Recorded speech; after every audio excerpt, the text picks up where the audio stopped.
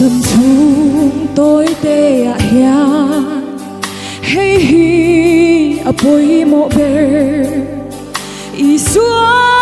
in đây to em in Chhungkua in đam em mùa na i chan thei na nang le i chung te chu chan đam na long ngã xuôi lu thoại rồi Kristian Chhungkua lal ba chen na te chu cùng khoa y đang nhìn lòng anh trôi về ngài lâu lùng bụi in trái anh nhìn về ngài lâu sẽ thoa đi nơi him reng con đi Kristian ron pan mai la Thil dang ang ai về him na izon te chu an ral le thoai nga buk sing hun aliam ta chan dam kan la ni lo ti a thapa ni a then ma ya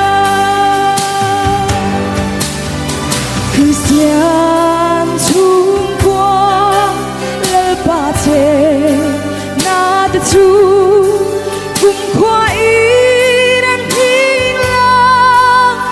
anh trôi về ngài lâu lùng bụi in trái anh nhìn về ngài lâu sẽ thoa đi nơi him reng con đi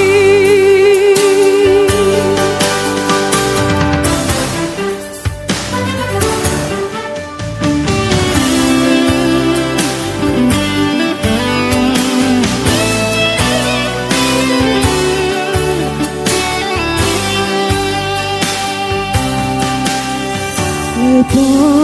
nắng tel lâu choa Chhungkua him thei lâu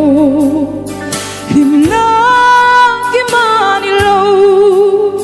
rau sum le san na te be ta chu nang nge hi thil dang angai to lâu isu nang hin kan ru lâu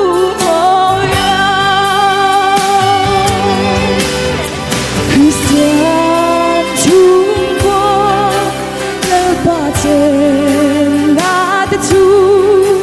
cùng khoa y đang nhìn lòng anh trôi về ngài lâu lùng bụi in trái anh nhìn về ngài lâu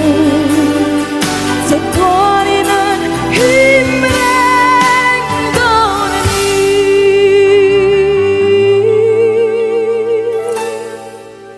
sẽ thoa đi nơi him reng con đi